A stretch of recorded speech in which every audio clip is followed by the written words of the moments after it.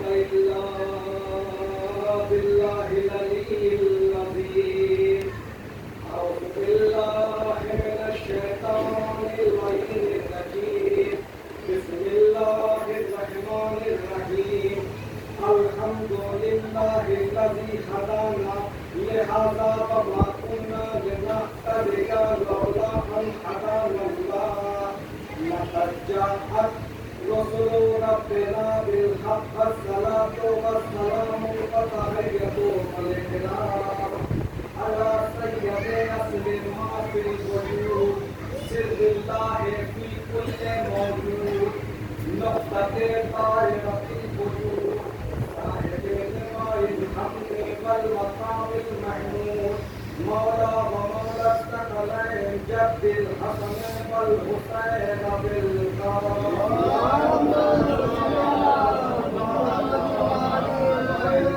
الطيبين الطاهرين المعصومين المظلومين المنتجبين المنتخبين الذين أذهب الله عنهم رزق أهل البيت ويستحقركم تطهيرا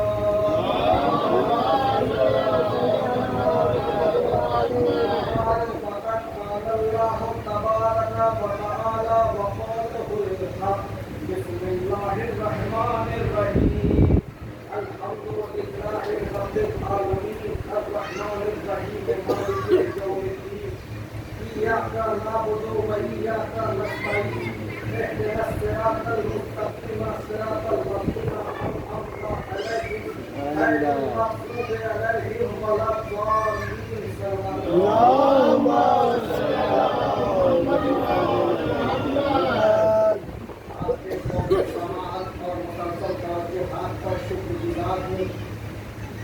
نظریات کی بنیاد علم ہوا کرتا ہے جیسا علم ہوگا ویسا عقیدہ ہوگا جیسا عقیدہ ہوگا ویسا نظریہ ہوگا جیسا نظریہ ہوگا ویسا عمل ہوگا جیسا عمل ہوگا ویسی سیرت ہوگی جیسی سیرت ہوگی ویسا کردار ہوگا جیسا کردار ہوگا ویسی شخصیت ہوگی یہ ہے بنیادی نقطہ اب ہم باب علوم رسالت سے علم کی مانگ کر کے مولا تیری ذات تمام مسلمانوں کے درمیان نقطۂ اتحاد ہے تو ہی ایسی منتخب عالیہ شخصیت ہے جس پر مسلمانوں میں کسی کو اختلاف نہیں کسی نہ کسی صورت میں سبھی تجھے مانتے ہیں کوئی تجھے عالم علم لدنی مانگتا ہے کوئی خطیب منبر سلونی مانگتا ہے کوئی اسد اللہ مانگتا ہے عین اللہ مانگتا ہے کوئی تجھے ولی اللہ مانگتا ہے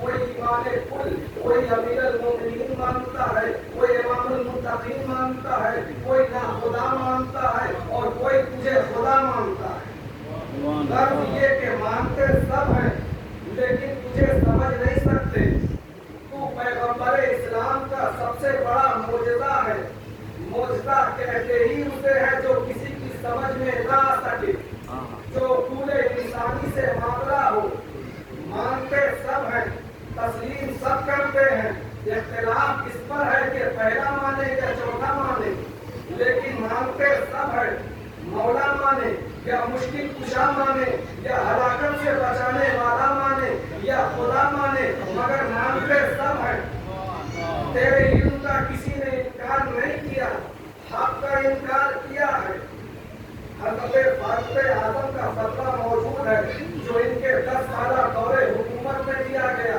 کہ جب علی مسجد میں موجود ہو باب علم موجود ہو تو کوئی فتویٰ دینے کی کوشش نہ کرے جب علی مسجد میں موجود ہو تو کوئی اپنے علم کا اظہار کرنے کی کوشش نہ کرے فاروق اعظم کے دور حکومت میں تو تمام مسائل قبول کر لیے جاتے تھے جنہیں مولا کائنات حل فرما دیا کرتے تھے تو اگر آج بھی اسی کو قبول کر لیا جائے اب آپ ابو ہریرہ کے فیصلوں کو نہ دیکھیں اب آپ صحیح بخاری کے فیصلوں کو نہ دیکھیں بلکہ فاروق اعظم کے فیصلوں کو دیکھیں جن کی بنیاد پر آپ کی حکومت 10 سال قائم رہی یہ ہے بنیادی نقطہ نگاہ جب ان فیصلوں کی گہرائی میں آپ جائیں گے آپ پڑھیں گے تو آپ کو صراط مستقیم نظر آئے گا سورہ حمد وہ سورہ ہے جو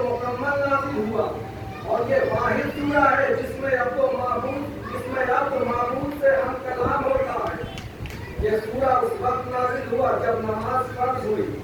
بندہ 5 وقت اپنے معبود سے ہم کلام ہوتا ہے. دیگر صورتوں میں واقعات ہیں, قصص و حکایات ہیں, احکام ہے, لیکن کسی سورہ میں بندہ اپنے معبود سے ہم کلام نہیں ہوتا.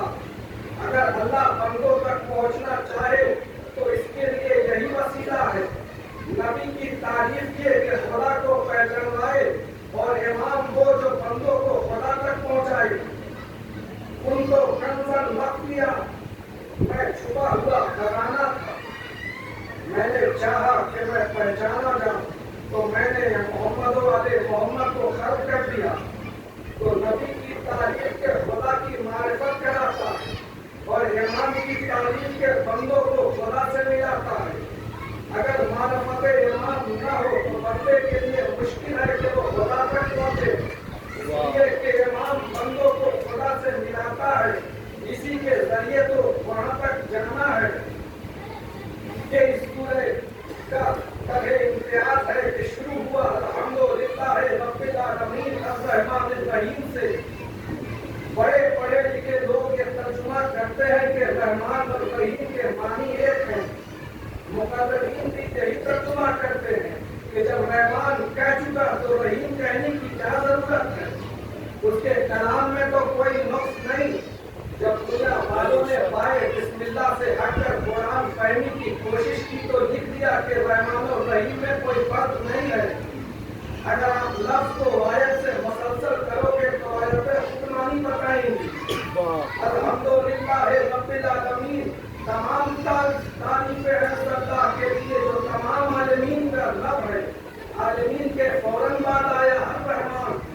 جب وارثان علم قرآن سے رحمان و رحیم کے معنی پوچھیں گے تو فرمایا کہ رحمان اس کی رحمت عام ہے اور رحیم اس کی رحمت خاص ہے.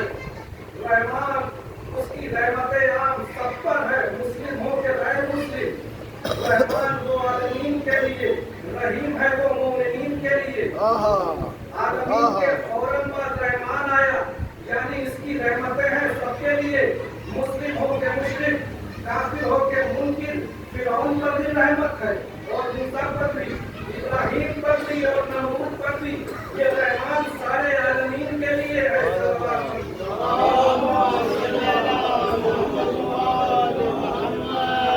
وہ رحمان ہے تو سب کو برابر دیتا ہے. یہ اس کی صفت رحمانیت ہے کہ سب کو دیتا ہے. فرعون کو سب کچھ دیا, دولت, حکمت, طاقت, خزانے, لشکر. یہ ساری نعمتیں دیکھ کر کوئی یہ نہیں کہہ سکتا کہ فرعون کی تو اللہ سے صلح ہو گئی. اگر صلح نہ ہوتی تو یہ ساری دولت کیوں دیتا, لشکر, تخت و تاج کیوں دیتا.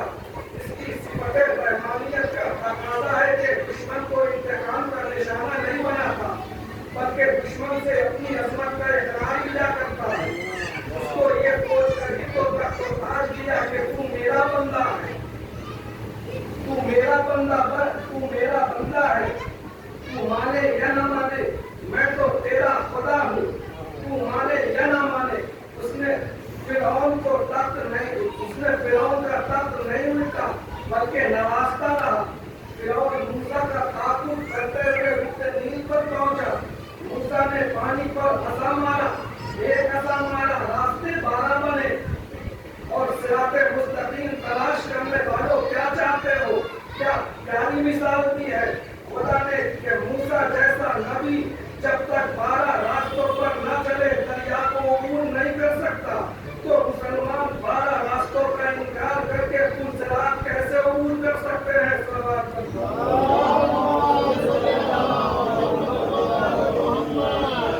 اور نبی کے پیچھے پیچھے جا رہا, پھر بھی فرعون نبی کے نقش قدم سے قدم ملا کر جا رہا ہے, پھر بھی فرعون ہے. تو معلوم ہوا کہ پیچھے پیچھے جانے سے کوئی فائدہ نہیں جب تک نیت نیک نہ ہو. نبی کی معرفت کے بغیر, پہچانے بغیر پیچھے جانے سے کوئی فائدہ نہیں. جب راستے میں غرق ہونے لگا, جب تک پانی آ گیا, ڈوبنے لگا تو اب کہتا ہے میرے فرحات خدا مجھے بچا لے. جب تک تخت پر تھا خدا ہونے کا دعویٰ کر رہا تھا, انا ربکم الاعلی. اب جب مشکل میں پھنسا ہے تو فریاد کر رہا ہے مجھے بچا لے.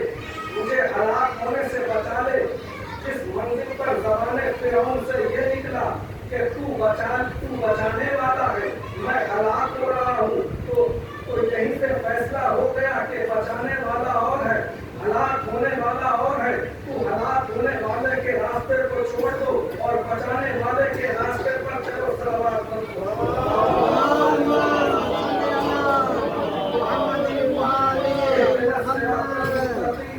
हमें सिराते मुस्तकीम की हिदायत कर, हमें अली के रास्ते की हिदायत कर। अब जरूर कहें और हम तो लिल्लाह रब्बिल आलमीन कहते हैं कि अपने को मनवाने और मुखालिफ को पता भी न चले। यह है मिजाज हक, यह है इख्तियार हक और पैमाने हक। तो हर मुसलमान की तमन्ना यही कि मुझे अली के रास्ते पर चला। तो अब अली के रास्ते पर चलने में इख्तिलाफ तो नहीं है, तो इख्तिलाफ कहाँ है? सूरह हम के पढ़ने में किसी को इख्तिलाफ नहीं है ना। सबकी तमन्ना यही है कि मुझे अली के रास्ते पर चला। अगर जान कर चलो तो और बात है, पहचान कर चलो तो और बात है, चलना तो अली के रास्ते पर है।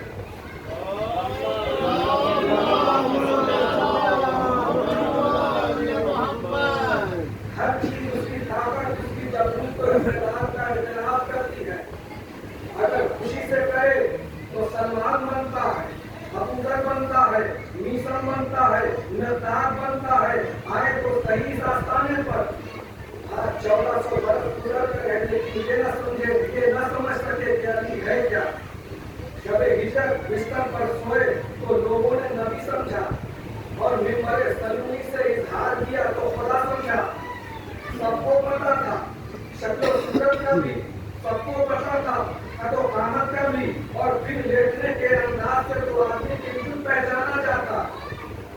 मोहम्मद के बिस्तर पर अली सो रहे।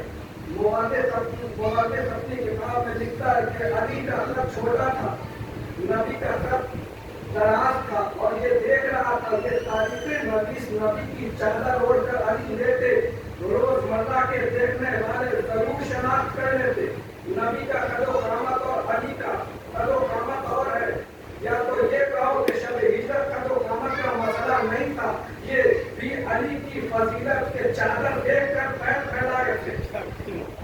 पैगंबर इस्लाम ने कहा था कि अली बिस्तर पर सो जाओ, ये नहीं कहा था कि लेट जाओ। अली सो कैसे गए? तलवारों के साए में। दो बातें हैं, दो वजूहात है अली के सुकून से सोने की। एक तो अबू तालिब के खून की शराफत, यकीनन अली को परेशानी होती अगर अबू तालिब का बेटा न होता। रात का वक्त है, सन्नाटा है, अंधेरा है, दुश्मन तलवार लिए खड़े हैं। अली को यकीनन परेशान होना चाहिए था, मगर परेशानी उस वक्त होती जब अली अबू तालिब का बेटा न होता, तब तो परेशान होता। यहाँ तो परेशानी का सवाल ही नहीं पैदा होता कि शब अबू तालिब में 3.5 बरस तक अबू तालिब ने जहाँ मोहम्मद की जान को खतरा हुआ, बाप ने अपने बेटे अली को मोहम्मद के बिस्तर पर लिटा दिया। जब सारा अरब ताली के शब में करवटे ले रहा था, अबू तालिब की निगाहें नूरे नबूवत के आईने में देखकर बेटे को आदी बना रही थी कि अगर तलवारों की जद में सोना पड़े तो सुकून से सो जाना। तदब्बुर जनाबे अबू तालिब देखिए, जब भी लटाया अली को लटाया। या अबू तालिब के और भी बेटे थे, जाफर हैं, अकील हैं, आपके और भी बेटे हैं, किसी और को बिस्तर पर क्यों नहीं लटाया? मसनद रसालत पर क्यों नहीं लटाया? अबू तालिब जानते थे तारीख के मुबद्दिल अबू तालिब के ईमान और मारिफत पर ईमान लाओ। अबू तालिब जानते थे कि मासूम की जगह गैर मासूम तौहीन रसालत है, मासूम की जगह मासूम आए। मेरे लाख बेटे सही, लेकिन अली की तरह मासूम नहीं। इसलिए अबू तालिब ने रसालत का भी फैसला किया, नियाबत का भी और विलायत का भी।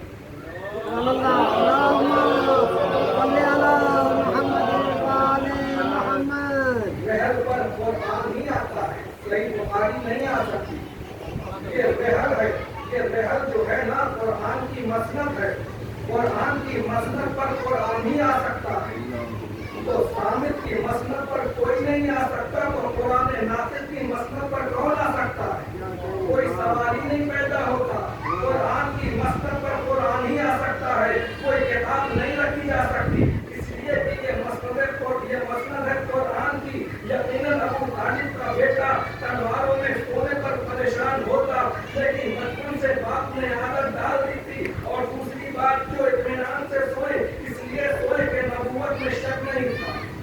फैसला कुंभ है, जिसे नबूवत में शक नहीं होगा, उसे पौधे नबी में भी शक नहीं होगा। अली पैगंबर की बात को घर से सुनकर उधर नहीं ला रहे थे, बल्कि गौर से सुनते थे। अली ने मेरे पास जो अमानतें हैं, इन्हें उनके वारिसों को पहुंचाकर मेरे पास आ जाना। दूसरा होता तो कहता, अगर जिंदा बचूंगा तो अमानतें पहुंचाऊंगा। सोए और इस तरह इत्मीनान से सोए कि नफ्स बेचा, रजा खरीदी, चाहे अनमता अलैहि, इतना बड़ा ईमान। सोया और इस तरह सोया कि ना करवट लेने में फर्क, ना अंदाज में फर्क। सोने में आदमी को पता नहीं चलता कि हाथ कहाँ है, पाँव कहाँ है, चेहरा कहाँ है, पुष्ट कहाँ है। जरा सा भी फर्क आकर तो काफी पहचान जाते। अली बनकर नहीं सोए, बल्कि नबी बनकर सोए। जान बचाने के लिए भेद बदलना और बात है। अगर आज अली बनकर सोते तो बच जाते, दुश्मन तो नबी के थे ना। लेकिन आज लिबासे नबूवत पहनकर अली सोए, नबी बनकर अली सो रहे हैं। और कहा क्या, ये अमानतें पहुंचाकर आ जाना। अमानतें किसकी थी? कुफारे मक्का की थी ना। ऐ मेरे अमीन पैगंबर, तेरी अमानतदारी पर कुर्बान। काफिरों की अमानतों का भी इतना ख्याल कि अगर वक्ती तौर पर एक मकाम से दूसरे मकाम पर हिजरत फरमाते हैं तो अमीन के हवाले करके जाए, महल्ले वालों के सुकून करके न जाए। तो अली ने नफ्स बेचा, अल्लाह की रजा खरीदी। आज अल्लाह को अली का सोना इतना पसंद आया कि कहा, हम सोने को खरीदते हैं। ऐ अली, तुम्हारा सोना खरीदा जा रहा है। मेरे आका, खरीदार कौन है? कीमत बताओ, तुम्हारा सोना खरीदा जा रहा। कीमत क्या लोगे? जन्नत। कहा, वो तो मेरे बेटों की जागीर है। काबा, वो तो मेरा मौलूद है। या रसूल अल्लाह, खरीदार का नाम बता दीजिए। अल्लाह खरीद रहा है, तो फिर अल्लाह से क्या सौदेबाजी करना? जो उसकी मर्जी, बस अल्लाह की रजा, उसकी मर्जी। मुझे अल्लाह से सौदेबाजी नहीं करना। अब कयामत तक अली का नफ्स अल्लाह के पास, अल्लाह की रजा अली के पास। अल्लाह कमजोरों का नफ्स नहीं खरीदता। अल्लाह ने 1,24,000 अंबिया बनाए, किसी को नहीं हटाया, इसलिए कि कमजोरों को बनाता नहीं और कमजोरों को बनाता नहीं।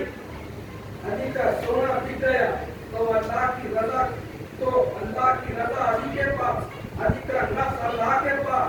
अब तुम नमाज पढ़ते हो अल्लाह की रजा के लिए, रोजा रखते हो अल्लाह की रजा के लिए, ज़कात देते हो अल्लाह की रजा के लिए, कुरान पढ़ते हो अल्लाह की रजा के लिए, जिहाद करते हो अल्लाह की रजा के लिए। अगर मैं इस बात को यूं कह दूं कि सारे मुसलमान नमाज पढ़ते हैं, सजदा करते हैं तो अली के लिए, रोजा हज ज़कात देते हैं, जिहाद करते हैं, कलमा पढ़ते हैं तो अली के लिए, तो इंसाफ का तकाज़ा ये है ना कि जिसके लिए कलमा पढ़ा जाए उसका नाम भी कलमे में लिया जाए। सारी तारीख़ आदम व आलम का पहला इंसान के जिसके रास्ते को सिराते मुस्तकीम कहा गया, तारीख़ आदम व आलम का पहला और आखिरी इंसान जो खाने काबा में पैदा हुआ, तारीख़ आदम व आलम का अजीमुल मर्तबा यकता इंसान जिसके पहले कोई खाने काबा में पैदा नहीं हुआ, अली से पहले कोई अली न था।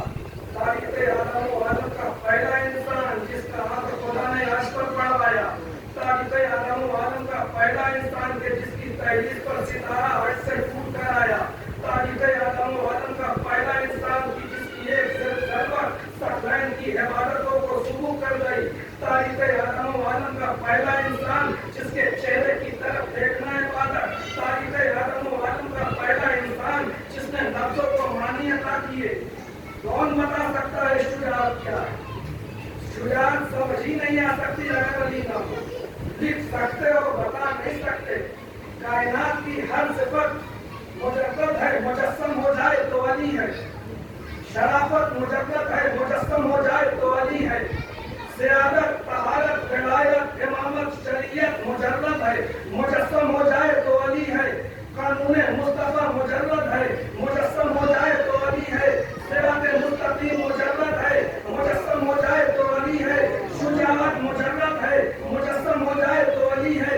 यह है रास्ता सिरात मुस्तकीम का, यह है रास्ता आले मोहम्मद का। इसके अव्वल भी मोहम्मद, औसत की मोहम्मद,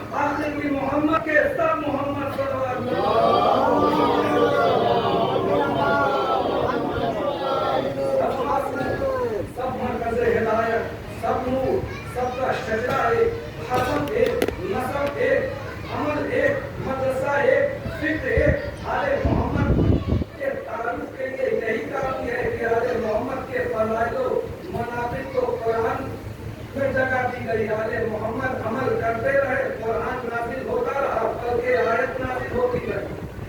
अरे मोहम्मद ने 3 रोटियां दी, 30 आयतें नाजिल हो गई। क्या कहने खातून जन्नत के हाथों की बनी हुई 3 रोटियां 30 आयतों के बराबर हो। और इन 30 आयतों के बाद मां तशाऊना इल्ला अन यशा अल्लाह, ऐ अहले बैत रसूल, ऐ अहले बैत रसूल, आप तो कुछ चाहते ही नहीं मगर वो जो खुदा चाहता है, जिनकी तहारत के लिए ये आयत नाजिल हुई। तारीख इस्लाम में कौन ऐसी शख्सियतें हैं कि जिनकी जिंदगी के हर पहलू को कुरान की जिन्नत बना दिया गया। तारीख मोहम्मद वाले मोहम्मद के सिवा और कोई तारीख पेश नहीं की जा सकती। इनके अमल पर कुरान उतरा, इन्होंने ज़कात की आयत नाजिल हुई, मोबाइल में गए आयत नाजिल हुई, सिर्फ वाले मोहम्मद के लिए इन्होंने रसालत की गवाही दी, आयत नाजिल हुई। अबू तालिब ने रसालत की गवाही दी। अबू तालिब के खून का नाम है करबला, करबला नाम है अबू तालिब के खून का।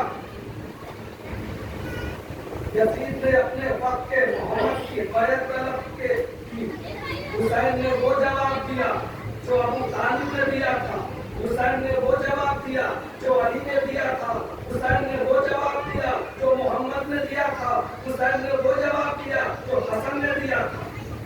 यजीद अबू जहल की नुमाइंदगी कर रहा था और हुसैन अबू तालिब की नुमाइंदगी कर रहे थे। यजीद चाहता था अबू तालिब से बैत लेकर यजीदियत को शरीयत बना ले। हुसैन वो है जो खुद उजड़ गया करबला में, मगर हर दिल में शरीयत का घर बना गया। अब तो रोने को हमारा बैठे हैं, यही आंसू तो है हुसैन का हक, यही तो है फातिमा का हक, यही तो है ज़ैनब का हक। पता है ना आपको, इन कनातों के पीछे कहीं ना कहीं हुसैन की उजड़ी हुई माँ जरूर आती है, उजड़ी हुई बहन जरूर आती है, और साथ में हुसैन की 4 बरस की बच्ची जरूर आती है। अज़ादारो जब आप जोर जोर से रोते हैं ना तो सकीना कहती है कि अम्मा ये कौन लोग हैं? ज़ैनब कहती है सकीना ये तेरे बाबा के अज़ादार हैं, तेरे बाबा के रोने वाले हैं। सकीना कहती है इतने बहुत से अज़ादार खुदा नज़र बद से महफूज रखे। तो सकीना कहती है कि अम्मा अगर इतने बहुत से अज़ादार करबला में होते तो हम पर सब कुछ जुल्म होता, मगर वो जुल्म न होते। ज़ैनब कहती है बेटा कौन सा जुल्म? कहा अगर रोने वाले इतने अज़ादार करबला में होते तो मेरे असलम को तीर न लगता, एक तो मेरे अली असलम के गले पर तीर न लगता, एक मुझे तमाचे न लगते। और अज़ादारों जब आंसू बहा कर रोते हैं, जब आप आवाज बुलंद करके क्रिया करते हैं तो सकीना अपने दामन को फैला कर कहती है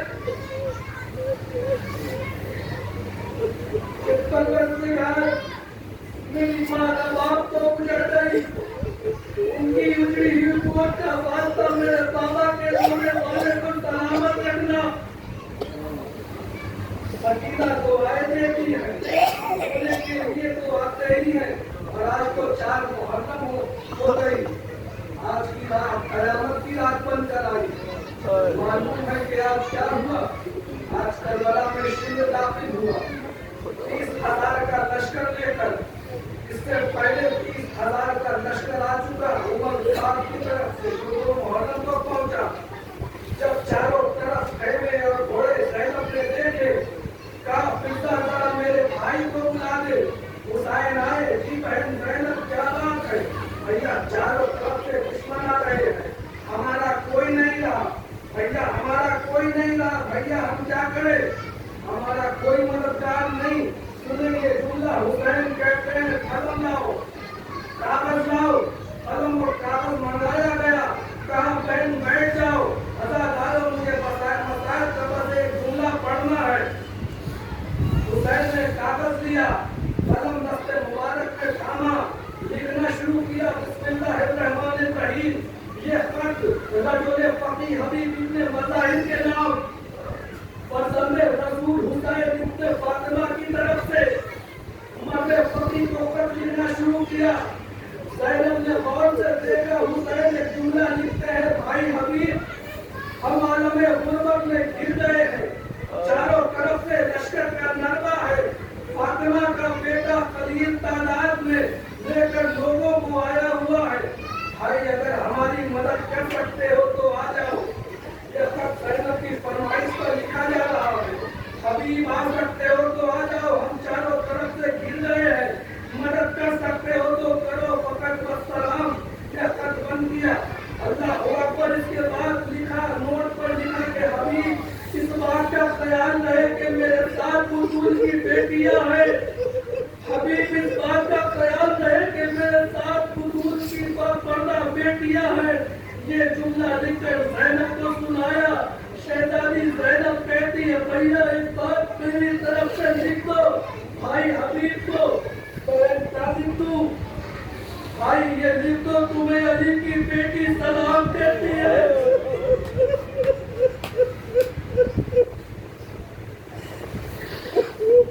قاسم کو کر دیا، قاسم خط لے کر کوفہ پہنچا، حبیب بازار کوفہ میں کھڑے کسی دکان پر کتاب خرید رہے تھے، قاسم قریب پہنچا، حبیب کو کر دیا، پوچھا کس کا خط ہے، کہا آقا حسین ابن علی کا خط ہے، پوچھا کہاں ہے میرا مولا، کہا کربلا میں، میرے آقا کی خبر تو ہے، کیا ہوا، کہا جو ہوا ہے اس خط میں تحریر ہے۔ حبیب نے خلاف کی پویا بیٹی حسین کے خط کو ہاتھوں سے لگایا، ہونٹوں سے بوسہ دیا، خط کو چاک کر کے پڑھتے ہوئے حبیب گھر میں آئے، گھر میں آ کر زوجہ کو بلایا، حبیب کی زوجہ نے پریشان حبیب کو دیکھ کر پوچھ لیا کیا بات ہے، بہت پریشان ہو، حبیب نے کہا آقا حسین کا خط آیا ہے، کیا لکھا ہے، لکھا ہے کہ دشمنوں کے نظرے میں ہے، زوجہ حبیب سینے پر ہاتھ مار کر کہتی ہے فاطمہ کا لال حسین، کون حسین، فاطمہ کا بیٹا حسین، کہاں کربلا پہنچ گئے، دشمنوں میں گر گئے، مجھے مدد کے لیے بلایا ہے۔ زوجہ نے پوچھا تو پھر کیا فیصلہ کیا، حبیب نے آزمائش کی غرض سے کہا سوچ رہا ہوں اگر چلا گیا تو تیرا کیا ہوگا، ارادہ ہے اپنی تلوار بھیج دوں، اپنا گھوڑا بھیج دوں، ازادارو اتنا جملہ جو حبیب نے کہا، حبیب کے بازو پر ہاتھ مار کر حبیب کی زوجہ کہتی ہے لے یہ چوڑیاں پہن لے، ارے تجھے فاطمہ کا لال بلائے اور تجھے بیوی کا خیال آئے۔ حبیب کھڑے ہوئے، جوش شجاعت نے مرحبا کہا، میں تو تیرا امتحان لے رہا تھا، کہا اچھا خدا حافظ، غلام کو آواز دی، گھوڑے پر سوار ہوئے، تلوار میان میں رکھی، 80 برس کا بوڑھا مجاہد اور صحابی بجلی کی طرح گھوڑے پر سوار ہوا، کربلا پہنچا، گھوڑوں کی ٹاپوں کی آواز اور گرد اٹھی، حسین خیمے سے باہر نکلے، عباس جلدی آؤ، میرا دوست آ رہا ہے، حسین آگے آئے، عباس سامنے آئے، حبیب کا گھوڑا مسجد آیا، اس سے پہلے کہ حبیب گھوڑے سے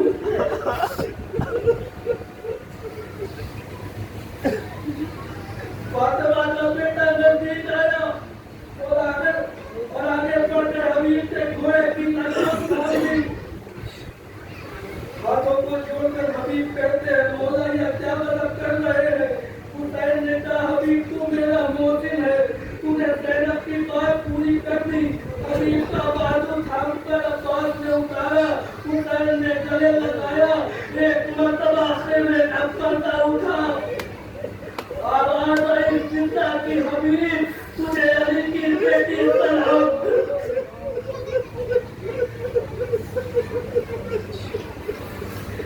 تجھے علی کی بیٹی سلام۔